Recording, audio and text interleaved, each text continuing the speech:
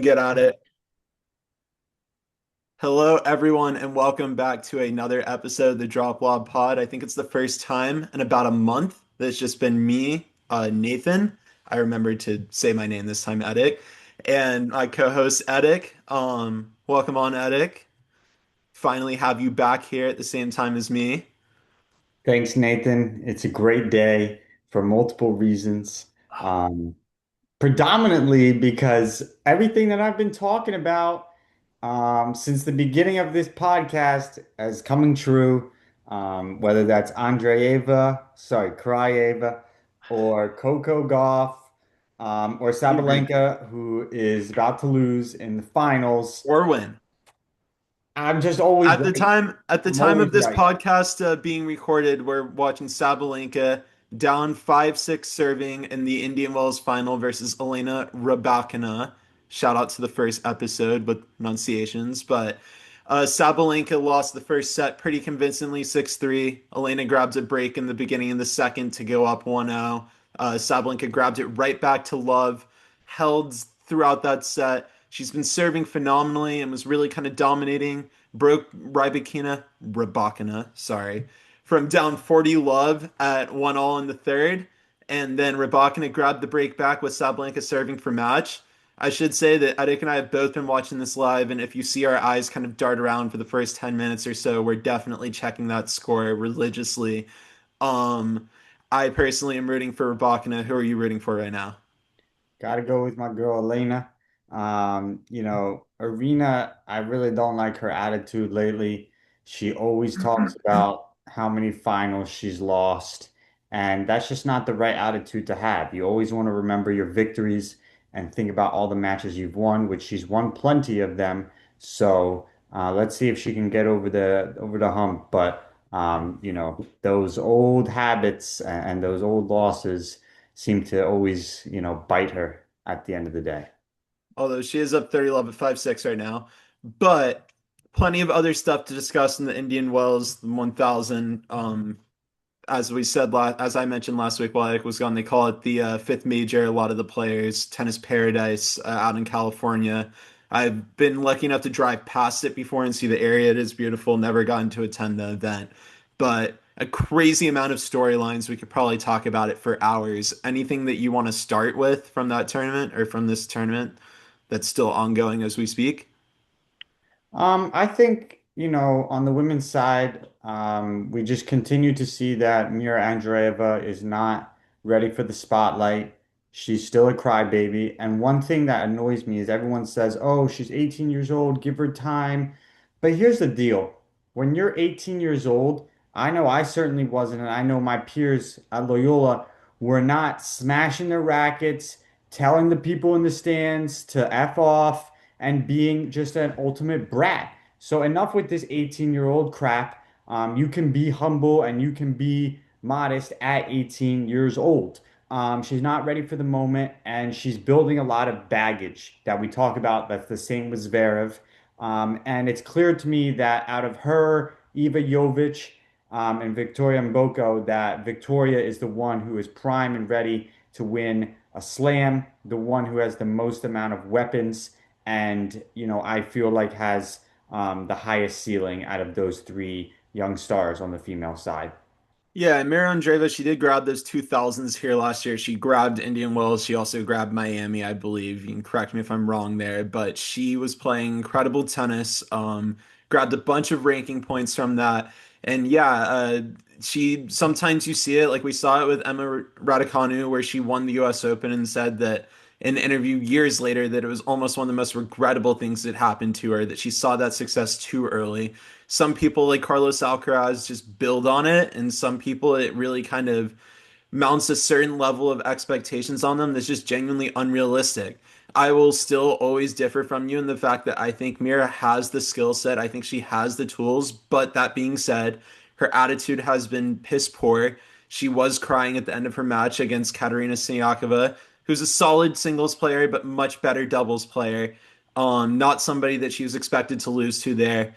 Really kind of tanked the match, had a lot of break points to win it. And yeah, she was crying. She came off the court. She threw her racket. She did appear to tell the crowd to go fuck themselves on the way out. Definitely not a good look. Something that, once again, like, yes, some 18-year-olds have shown themselves to be very mature on tour, but they are still 18. Others have not. At that point, you're really relying on your box, in my opinion, like your team of your coaches, your parents, your friends, those that travel with you to set you straight. And hopefully, somebody within her camp is willing to be the one to tell her that that type of behavior is just simply not going to fly, and that she's going to need to change that mindset, change that mentality, But change those actions. it's not acceptable. I don't care about the age. People at the college level are not doing that. And the fact of the matter is, she's been doing this, and people have been saying she has to fix the attitude. If you keep doing this, fool me once, shame on you. Fool me twice, can't put the blame on you, right? So it's the same story with her. Otherwise, on the women's side. I don't think, anything really jumps out. Svitolina has been playing great tennis, but again, she can never get over the hump because of the lack of the weapons, although she's been serving big and hitting it She big. almost lost to Laura Siegemund in like the second round of the tournament too. It's kind of crazy to see Yeah, her so come she through. ran into Sabalenka, sorry, she ran into Rybakina. So that's going to be a tough matchup always for her. Um, Rybakina. and end of the day, these two ladies that are playing the finals right now are the clearly, Yeah. one and two. And speaking of Svitolina, who doesn't have the weapons, she had enough weapons to get past the person that maybe a year ago or 2 years ago, for sure, we would have definitively called the number one player in the world, Iga Świątek. She's looked pretty bad this year, I'd say. Like, I wouldn't even really say like she's looked off. She's just looked bad. Like, she has the work ethic, she has the form, but like she just is mentally an absolute wreck. She's shown no variety. She's basically the female version of Yannick Sinner, in my opinion. And obviously, Yannick may be a little bit more talented, but she's kind of just reached this wall where perfect ground strokes and perfect work ethic only go so far when strategy and mental toughness come into play. And yeah, I mean, she lost to Svitolina in 3 sets, and I believe it was the quarters, maybe this, yeah, the quarters. She took an early loss in the last tournament to Maria Sakkari, a player she dominates, where she was like 108-0 after winning the first set in 1000s. She dumped it. Yeah, she kind of looks like shit. Is there anything that you maybe think she can do to turn this around? I know I've asked the question, and honestly, as with any sport, like the same storylines will circulate. But yeah, she looks bad, and that's why Elena and Arena are very clearly 1-2 right now, in one order or the other. I agree. Yeah, it wasn't a great showing for her, losing to Alina, in the quarters. Although I think she's fine. Listen, she was struggling last year and she found it and won, Wimbledon 0-0 in the finals. She's always one great performance away. Listen, Real quick, she might not see the consistency that she saw over, the course of the year like she did a few years ago, but. She's still one of the best. She's still by far, bar none, the best female tennis player of this era after Serena Williams retired. So if she gets Ash one more, Barty though. All right, Ash Barty could have been that if she kept playing. coulda, shoulda, woulda. If she just wins the Australian Open, then she's gonna have the career Grand Slam. So, I'm not a huge fan of Iga, but I think she's always in the picture. She's a, a professional in the way she meticulously prepares and gets ready for the tournaments. So she's always gonna give herself a chance. Yeah, I don't know, like I don't know if it's what's happened with the balls, with the court conditions, just the other players really taking a step up. Once again, you'll see Eric and I's eyes darting around. It's now 3-3 in the tiebreaker in the final set between Sabalenka and Rybakina. Eric might get a little bit ahead of me at some points. I'm going to ask him not to spoil as I do kind of track point by point here. But I mean, they, in my opinion, in this match have been playing some phenomenally high level tennis. Sabalenka, a player who really struggled with double faults, and we'll get into Coco's double faults as we do once every other week in a minute. But Sabalenka has cleaned up her serving incredibly, impressively well, and has actually served very, very well in this final. Been putting a lot of second serves close to the back line, been putting a lot of first serves in play in great spots. She's just playing phenomenal tennis right now, although she did just go down a mini break and she threw her racket forward. She's flailing her hands at the box. She's upset with her. fiance, her coach, who knows what. But yeah, Sabalenka's second serve has improved so much. What would you attribute that to? And do you think Coco can learn from that? I mean, we're gonna sound like a broken record here. The thing is that Coco's technique is really off. We've talked about the cocked wrist. She just needs to go back to slicing it, in my opinion, if she wants to get a higher percentage in. Sabalenka was never really had poor mechanics on the serve. Of course, she brought in the biomechanics person and they tweaked it a little bit, which helped. She just had the yips and was able to go through that because she had good mental. So I do commend her on that, no question about it. And she's done a better job than Coco. We'll still give Coco an opportunity to handle it and fix it. But end of the Yeah. day, I think that we've discussed the WTA. I'd like to get your thoughts on the men's side, Actually, specifically. I'm gonna cut you off. I'm so sorry. We're gonna go WT for like 2 more minutes because I just want to kind of work through the tree real quick, and then we'll get into the men's extensively. I will say Sabalenka just grabs a mini break back right now as we kind of commentate live. She's now down 4-5, serving the tiebreaker. Should remind you that she was once down 6-2 against Elena in a third set tiebreaker and won it 8-6. So the pressure is very much on Elena. But Coco Gauff, I should mention, also picked up an injury in her loss against Alexandra Iala. She had beaten Yala very, very convincingly 0-1 like a week before. She loses the match 6-2, 1-0, retire. Went to Twitter, said she was feeling a pain in her left arm and it was getting increasingly worse. Do hope she feels better. As much as Edek and I maybe aren't a fan of her game, still always want to see her healthy and want to see everybody competing at the highest level at all points in time. But Alexandra Yala, kind of proving to be a fraud. I think that's something that maybe both of us could have predicted, but she comes into Miami next week defending a semifinal run. Do you think she will get anywhere close to that, or do you think it's the end of Alexandra Yala this week? No, I don't think you can say it's the end because she was never like here, right? Okay, of course, I mean, the she Filipino had fans in the stands would beg to she differ. had a Also lot of, 5-5. she has had good results, but not sustained results. I liken to her a similar style to Leila Fernandez. She's a great competitor, and I think that she'll stay around the 30 to 70 or 20 to 70 range for her whole career. But ultimately, what's going to happen is if she didn't have a fan base to begin with, she wouldn't really be getting the notoriety that, she has. Of course, she had the That is backing of true. Nadal's Academy, But she but went to someone, IMG, and big no, she shout out to didn't. the Filipino fan base, man. They showed up. I honestly, it's something that we can discuss on another episode, but what fan bases throughout the world really show up for tournaments and show up for players and which ones don't is incredibly interesting. Like there was a challenger in the Dominican Republic this week in Cap Cana. I'm sure I said that wrong. Apologies.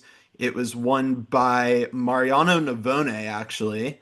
And yeah, the fans were out in absolute droves for that tournament. So the fans showed up for y'all. It definitely made her seem like she's there for the moment. Sabalenka with a massive match point save now, just now, by the way, if you were watching, down 6-5. Elena hits a big first serve. She bombs the return.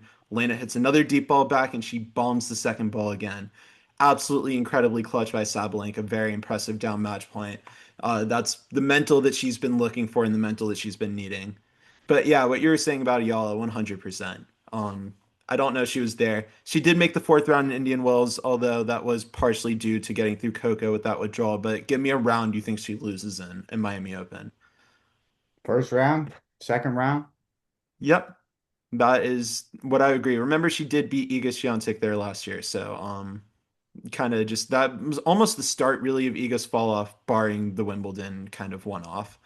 On the other side now, and I will lead us into men's, then you can lead me to your topic because we just talked about a player that made it surprisingly far in that tournament. Now let's talk about a player that made it surprisingly short last year in the Miami Open. Carlos Alcaraz lost in the first round of Miami last year to David Goffin. He's got everything to gain and nothing to lose coming into this tournament.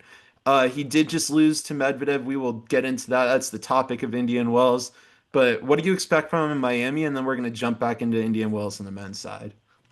Well, Sabalenka did just win, so that's something. Good for Yes, it her. is. Congratulations. I will say that to me, that was more of Elena losing it than Sabalenka winning. Just my personal opinion. Yeah. But listen, on the men's side, the thing with Carlos is, of course he wants to win these Indian Wells and these 1000s, but at the end of the day, if he loses them, it's not the biggest deal of all time. He's already probably playing golfing today and getting ready for Miami, where I assure you he'll do much better in Miami, might win the title. Listen, if Carlos ends with like 25 or 26 Grand Slams, but doesn't have nearly as many 1000s as Djokovic or even Nadal, no one's going to bat an eye. At the end of the day, these 1000s are great to win, but Carlos has shown us that he is not really a professional like Nadal or even Federer or Djokovic in the sense that he's like really putting everything into all of these tournaments. Oftentimes he kind of, cashes it. He plays casual. I'd like to give some credit to Medvedev though, who, has really picked up and played a great year. I believe I predicted that as well. A change in the coaching staff. I don't really think he ever went away. He just had a tough year, but his level has always been there. Interesting to see how out of Medvedev, Zverev, and Tsitsipas, who were primed to be the next big three, as Tsitsipas would say. Of course, Zverev still has a high ranking, but Medvedev's had by far the best career out of all of them. And he's excelled. Yeah. And it's nice to see him back at the top. I do think that he'll end up losing to Sinner, but ultimately, I believe that Carlos will be fine. Great to have Medvedev back. And Sinner is still fragile because the heat gets to him and he's still a carrot, but we'll see what happens. Yeah, agreed. 100% agreed. Medvedev played at an insane level to beat Carlos Alcaraz in the semifinals yesterday. But as we've kind of seen with Carlos and Sinner, it's boring to an extent to see those two at the top, but they do keep surprising us within the scope of the top, and that they really do kind of flip-flop every couple of months. Whenever you think one of them's really just pulling away definitively from the other and looks invincible, something happens that makes you change your mind. So Medvedev set the bar. He won his last tournament, albeit he got a withdrawal in the finals. Now he comes into this tournament, he makes the finals. He's found his serve again. Something that was lacking greatly last year, and obviously just so important in tennis. Aces Alcaraz in the final point of that tiebreaker to win the match in straight sets. Also saved two set points in the second set, one on a massive serve out wide. Um, but yeah, now it's Sinner's turn to show if he maybe is showing another level right now, or if Medvedev maybe can knock on the door a little bit and maybe put his name back in contention finally. But they're about to play probably in about 15 minutes now that maybe 20 minutes now that Sabalenka and Elena finished. What do you expect from that match? I expect Sinner to handle uh, Medvedev handily. Um, Novak Djokovic withdrew from the Miami Open. Not surprising, given his tough match against Jack Draper. Good to see Jack Draper back. Unfortunately, he is, down into the mid 20s now because he did win Indian Wells last year. Um, but that was still a good tournament for him, just level wise, right? Gutting it out and beating Djokovic. He came back, had a tough match against Medvedev, but battled hard in the second set. So it's good to see him back. Listen, the thing with Draper is I like the guy, and I think that he has a good game, but he might not ever get back into the top 10 because I just feel like it's very Draper? difficult once you drop out, of the top 25 to really work your way back. He really only had a couple good tournaments last year. I'm not sure that he's proven yet. Yes, is he a threat? Absolutely. But really, the question is, can he stay healthy over the long run? I think Draper can make it back in the top 10 within like 6 months, if even. I gotta look at what he's ranked right now. I won't lie. I admittedly don't know. The matchup against Djokovic, by the way, one of the matches of the he's still 14. He's got his protected ranking. He can be back in within like a month. No, he's not. He has his live. You're not looking at the live ranking. I am 100% looking at live ranking. All right, you're incorrect. I'll go to the ATP live rankings as we speak. Maybe, oh yeah, because he won Indian Wells last year. Okay. Okay. Attic is correct. He did win Indian Wells last year, which means he does drop down a little bit. He loses the point differential. But I would be inclined to say that matchup, okay, he's down to number 26 in the world. a significant difference. Apologies on my end. I still think he can be back in the top 10 within like 3 months. His high is so high. His matchup against Djokovic, just the ball striking, the points, the shot creation was absolutely absurd. I think that was a top five match of the season so far. Um, and I think that at the end of the day, Djokovic, who just beat Center Australian Open, who gave Carlos difficulties for a set, has shown that he's still number three in the world pretty definitively. So that wasn't a yawn. So I think that he can be back in top 10 within a couple months. But let's see. So far this year, my takes have been beyond cold. Darderi looks great. Baez is kind of starting to suck a little bit finally. Thank the Lord. Doesn't matter. It really Uh, doesn't matter because he already had a great year, regardless of what he does for the rest of the year. Same with Darderi. He has the most clay court titles of anybody on tour right now. can Um, we? Oh, speaking of Italians doing well, can we discuss the fraudulence that is Lorenzo Musetti? Getting bitched in the first round by Marton Fucsovic, coming back from his injury in the Australian Open. An Italian who's won less titles than Darderi, less titles than Sonego, less titles than Sinner, less titles than Berrettini, less titles than I could go on all day naming people from Italy active alone that Lorenzo Musetti, top five player, has less titles than. I just He's a fraud. He's the Jasmine Paolini of this year. He's the Italian that rose through the ranks that congratulations, if you get the ranking points, you earn the ranking points. Like I'm not going to deny that. But there's a difference between excellence, kind of lightning in a bottle, and sustained excellence. I just don't see his excellence lasting. Hey man, if you go back to one of the videos early on that we recorded, I was talking about how I don't even know how he's top five. He slices the backhand more than I do. Listen, we've known this. The guy cannot really hack it. He gets injured or claims to be injured all the time. Again, very good looking guy, no question about it. But Absolutely. I think he's known more for his looks than his, his tennis game. So. I have a little thing for you people who like to do stuff at the tournaments. I won't mention what that is, but I heard and I was told, I was given an anonymous tip that Ben Shelton is hurt. He can't make a forehand. In fact, I've seen videos of him recently at the national campus missing forehands into the bottom of the net, into the alley.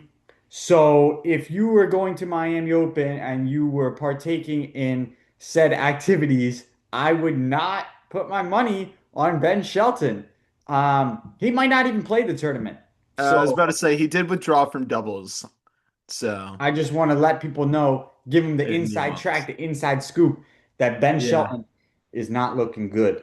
I would not expect him to enter the singles draw if not feeling healthy. I think at this point he's just too good to be risking playing when injured. I think that there's a point where you need the points, and I just think he's far beyond that. I think for him, I think that and I think this is something that we'll both be able to agree on pretty definitively. There's a certain level of player where you kind of reach that like upper echelon of I play for majors. Ben Shelton, especially with his kind of major pedigree and the success he's had in them, is officially like a major first player where he makes his schedule, he plans his fitness, his training, his everything around being as healthy and prime as he can for the four major tournaments. I know that a lot of listeners might think, well, isn't that the goal for everyone? But with the way tennis is such an individual sport, with the way a lot of people really struggle to finance themselves with travel, with ranking points, whatever, it really does make a lot of sense for some players that know that they can't take out maybe the top 10, top 20, whatever, to focus more on challenger tournaments, on 500s, 1000s, whatever the case may be, where they think that they can really put their biggest focus into that type of tournament and get the most return on investment, the most success on their results. Ben Shelton's a guy where I don't even think he needs the thousands anymore. He knows he'll be in the majors every year. He knows he's getting the draw in. He's made the money. He's achieved the pedigree. So, yeah, I don't really think he'll be in Miami unless he's 100%, but he is a Florida native and he is a competitor, so maybe I'll be proven wrong. I'll be in Miami. I'll be there Tuesday to Sunday. If anybody's there on Friday or Saturday, hit me up. I'll be at the Miami Open. Catch me on the outer courts. I don't like going to the big stadiums. Same I don't here. like sitting, so usually I'm standing at the outer courts. If you're there, let me know because We'll I'd be there on love. Saturday, Eric. We'll be there on Saturday. Who's we? Me, you, a couple national campus employees, a couple friends in South Florida. We'll be running deep in Miami Open. We'll see how many people. Edic's patience for other people is very low, so we'll see how long he lasts in a group of people, but we'll be around. But catch me on the outer courts as well. For those of you that haven't been to a big tournament, the value is in the outer courts if you're a big tennis fan. You go into the stadium, you pay a premium price. You, unless you want to dish out hundreds and hundreds of dollars, you're sitting relatively far from the court. Oftentimes in the early rounds, especially, those matchups are very lopsided, one-sided, because the stadium court is always going to be pulled by the biggest names, not by the best matchups. So you're going to see Carlos Alcaraz, Jannik Sinner, Sabalenka, Elena, Iga, Medvedev, Djokovic, whatever the case may be.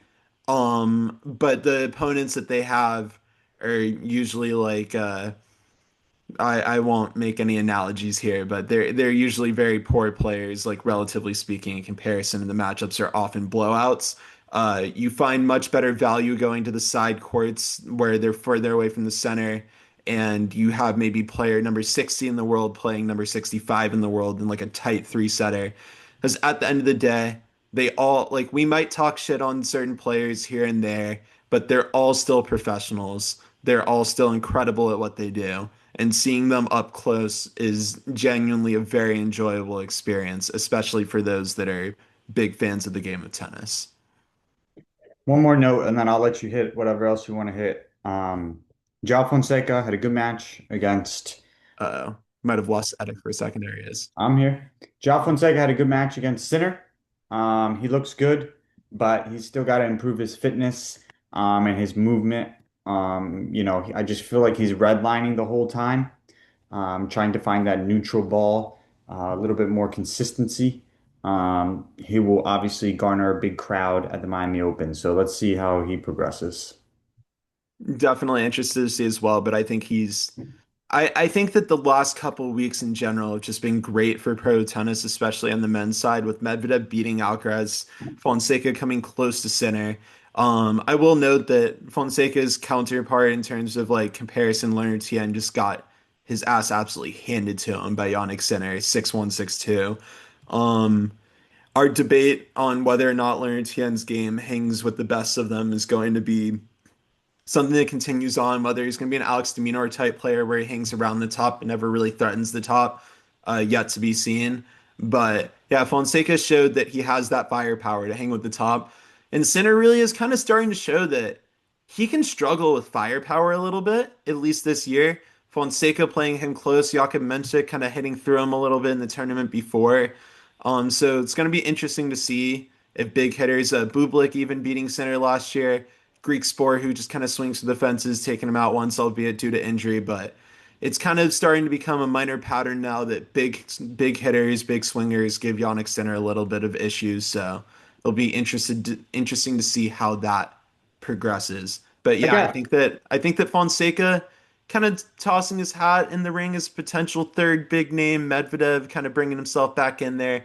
Zverev, I mean, Zverev, it's as you said earlier, it's beating a dead horse. Like it's mental for him. He's talent-wise the third best player in the world, mental-wise the 300th best player in the world. Where those two things meet up on any given day can be anywhere in between. I'd even argue talent-wise he can be the best player in the world on certain days when his serve's working. But we got to stop giving him time on this podcast. I'm sorry. I got a question for the females watching, if there's any females watching. Why does Sabalenka wear the engagement ring on her right hand? Like, I don't, it's supposed to be on the left hand.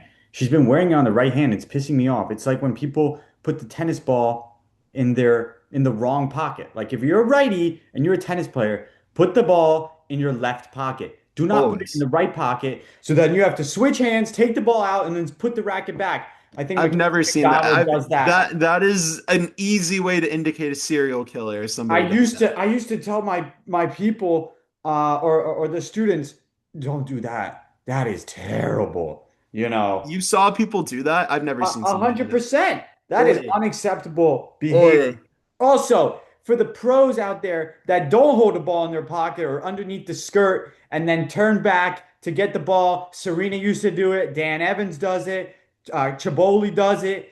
That pisses me off too. It's like, come on, man. Just put the ball in your pocket. The ball boys are there to help you out, but the only time where that's acceptable is when you're really sweating, and if the ball's in your pocket, it's going to get soaked, and you don't want that water on the ball. Otherwise, don't be doing that. And if while we're on tennis pet peeves, here's another pet peeve for you. If you're in a park playing tennis and there's 6 courts and they're spread apart and there's only one court being played on, and you come and you start playing next to me, why? There's 6 courts. What are you doing? Get away from me. And you're obviously not a good player because you just stepped onto the court next to me. If you were a good player, you'd be far apart. So now I got to deal with your balls rolling onto my court because you can't keep the balls on your court.